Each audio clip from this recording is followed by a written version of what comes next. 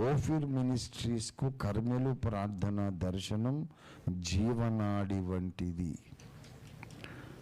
నేను ఎన్నోసార్లు చెబుతున్నాను, కర్మెలు ప్రార్థన చెయ్యని వాడు అగాపే సంపూర్ణ సువార్త సంఘ సభ్యురాలు కానే కాదు.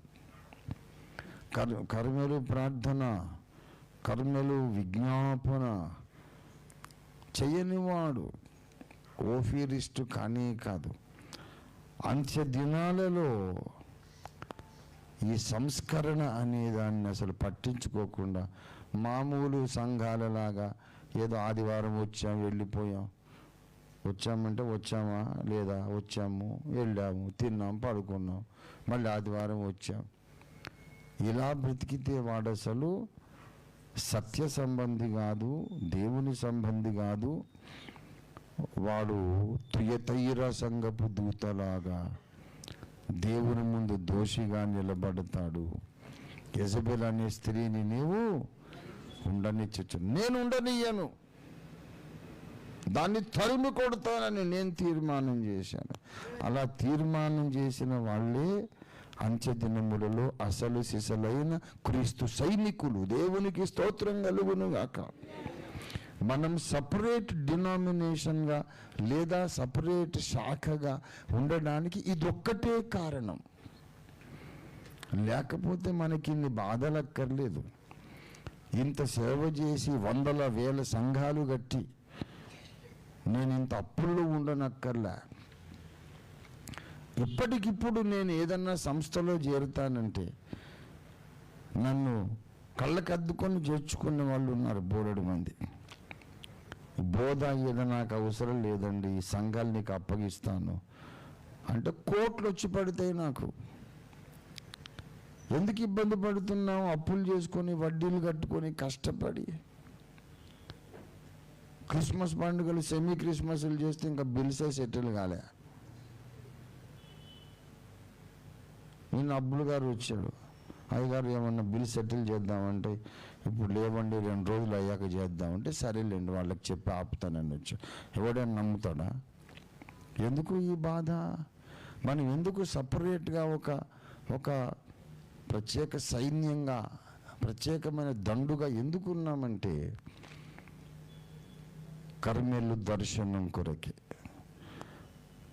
అందరము పరిశుద్ధులకు ఒక్కసారి అప్పగించబడ్డ బోధలోనికి బాప్టిస్ట్ వారు, పెంతెకోస్తు వారు, హెబ్రోన్ వారు, లూథరన్ వారు, సిఎస్ఐ సిఎన్ఐ వారు, చర్చ్ ఆఫ్ క్రైస్ట్ వారు, యెహోవా సాక్షులు, సెవెంత్ డే వారు, మార్మన్స్ అందరూ కూడా అపోస్తలులకు అప్పగించబడ్డ ఆ బోధలోకి వచ్చి తీరాలి అనే రోషము లేకపోతే, ఆ పట్టుదల లేకపోతే మనం వేరే ఒక సంఘంగా ఉండేది అవసరం లేదు. మనం పోయి ఎక్కడైనా పోయి కూర్చోవచ్చు. మనం ప్రత్యేకంగా ఒక ప్రత్యేక సహవాసంగా ప్రత్యేక ఫెలోషిప్గా కొనసాగుతున్నాం. ఎందుకంటే ఎవరికి లేని ఈ దర్శనం మనకుంది, ఎవరికి లేని ఈ గుండె మంటలు మనలో ఉన్నాయి, ఎవరికి లేని ఈ భారము, ఈ వేదన, ఈ రోదన, ఈ ప్రార్థన మనకుంది. అడగండి ఏ క్రైస్తవానికి అని ఉందేమో. Happy Christmas, happy new year, happy Easter ఇదే నడుస్తుంది తప్ప సంఘములో ఇన్ని డినామినేషన్స్ ఎందుకండి? అందరూ ఒకటి కావాలి కదా. దాని కొరకు కన్నీళ్ళు కార్చి ప్రార్థన చేస్తా అన్నోడు ఎక్కడున్నాడు? ఓన్లీ ఓఫీర్ మినిస్ట్రీస్. ఇది మన గొప్ప కాదు. ఆనాడు ఏలియాను వెలిగించిన దేవుడు ఇవాళ మనల్ని వెలిగించాడు. ఏలియా యొక్క దేవుడే మనల్ని ఇవాళ ఏలియాల గుంపుగా చేశాడు. ఏలియా అభిషేకము కలిగిన దీపస్తంభముగా చేశాడు. మనము ఈ 2026 సంవత్సరంలో ఒకటి గమనించాలి, ఈ కార్యము కొంచెం పాతబడిపోతూ ఉంది. ఈ కార్యము కొంచెం పాతబడిపోతూ ఉంది.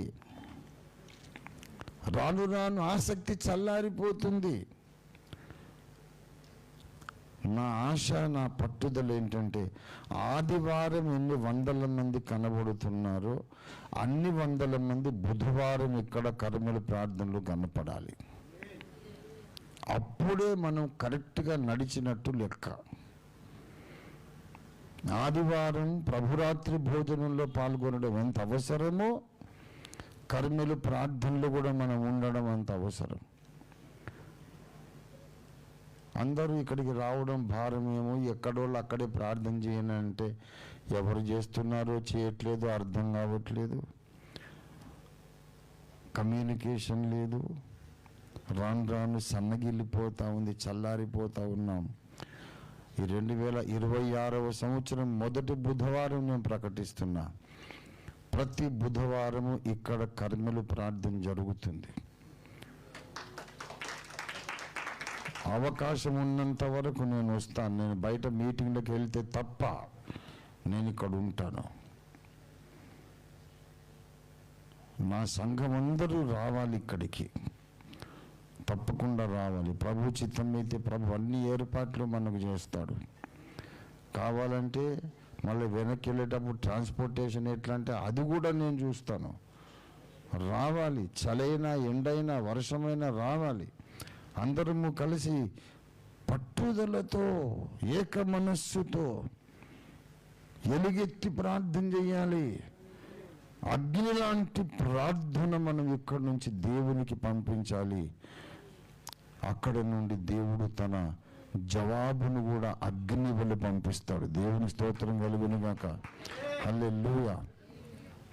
2026 ప్రారంభంలో దేవా కర్మెలు ప్రార్థన ఉద్యమం అనే నీ కార్యాన్ని నూతనపరచని ప్రార్థన చేద్దాం. పాతబడిపోతుంది తండ్రి, పాతబడొద్దు. ఇంత ప్రశస్తమైన దర్శనం, ఇంత శ్రేష్టమైనటువంటి దర్శనం పాతబడిపోతే ఎలాగా?